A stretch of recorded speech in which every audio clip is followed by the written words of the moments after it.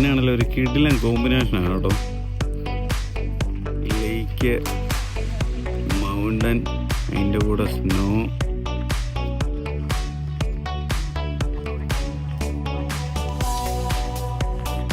ആൾക്കാരൊക്കെ ഇങ്ങനെ നടക്കുന്നു, അതിൻ്റെ കൂടെ നല്ല പച്ചപ്പ്.